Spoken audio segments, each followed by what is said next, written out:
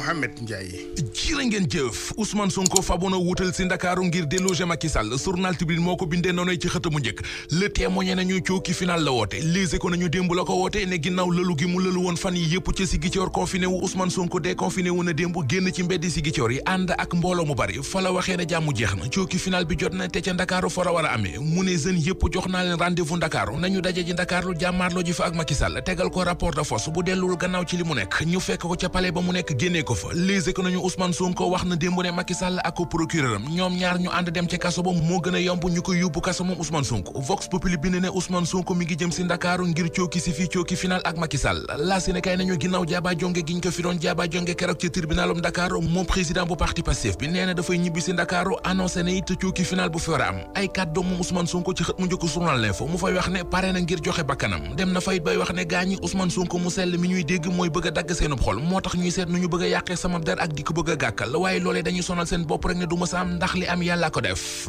déclaration de guerre sur soi nee nañu moom la waa ji def démb nee na dafay dellu si Ndakaaru te yoonu suufi fa lay jaar dëkk bu mu jaar dana fa amal nemmeeku tour caravane de la liberté la ko tudde dina jóge si Ziguinchor ñëw Ndakaaru jaar fi mu war a jaar delluwaat si Ziguinchor te dara du ko xuri Le Quotidien gis ne moom Ousmane Sonko ci ak sànni tàccoom gu mujj ca la tollu jamono ji nee na dafay def ab caravane de la liberté nee na léegi diggam ak Macky Sall tolérance zéro dootu ko may dara Le Quotidien teg ci bind ne président bu parti Pastef woo na jeunesse bi ci insurrection L'Observateur mi jàppee taxawaay Ousmane Sonko bi ak jusqu'au boutisme mu di taxawaay dem ba jeex mi ngi ñuy wax li ko waral professeur Papa Fara Diallo di analyste politique mi ngi jàngatal wàll L'Observateur taxawaay Ousmane Sonko bi ba di leen xamal ne li muy jéem moo di créer fi lu mel ne li fi woon ci weeru mars atum 2021 jalteeg fitna ji ñu dund ci réew mi ci weeru juin ndax politique bi journal Bës Bi Le Jour nee nañu ko yóbbu séntu ko ci weeru juin gi ñu jëm ndax waa Yewwi Askan Wi nee nañu dañuy manifester 26 mai waa S24 ne ci ëllëg sa mu di 27 mai ñoom it dañuy manifester kuréel gii di Macky pour 2024 ne ñoom dañuy manifester 3 juin te lu ko jiitu mu di 1er juin yoon war naa joxe verdict bu coowal Sweet Beauté li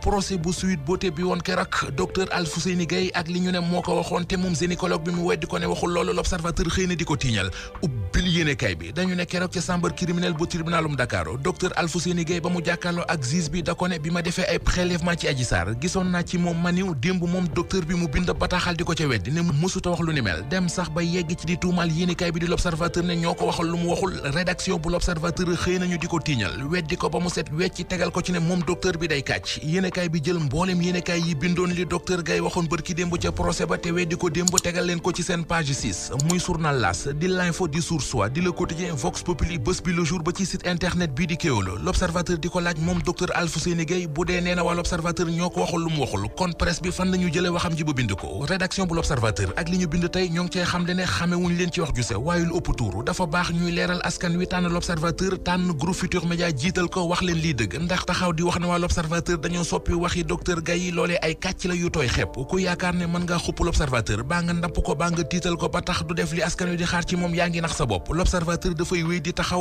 way ci joxe ay xibaar yu wér te leer rédaction bu L'Observateur ne doob sak cib leader politique bu mel ne Ousmane Sonko mu taxaw di wax ay waxi bàll puy de yu tegawul fenn ñu ne cër bi ñu jox ñu ko jox bopp ba tax ñu wote leen ko tax na duñu sori ci wax ji waaye képp ko yaakaar ne mën ngaa napp waa L'Observateur wala nga koy xupp baa nga koy menacer ak di ko intimider ba tax muy yox-yoxi baa mu teggi tànkam ci li mu nekk guddal mbayum noor la dóor nga sa loxo ci ëkk Faly Sané di waa ji ñu fekkoon muy ngénte doomam ci Kër Massar ñu jàpp ko jël ko yóbbu ndax tuumay taal dépôt bu Dakar Dem Dikk Libération ne nañu waaja ma nga ca kaso ba moom la ñu mandat dépôt ak Jacques Diattara ak Yaya Coulibaly Faly Sané Libération ne nañu ab xaritam moo ko jaay ba ñu jàpp ko bi ñu ko jàppee moom Faly Sané nangu na ne moo taal dépôt bu Dakar Dem Dikk waaye da doon kaf buzz la bëggoon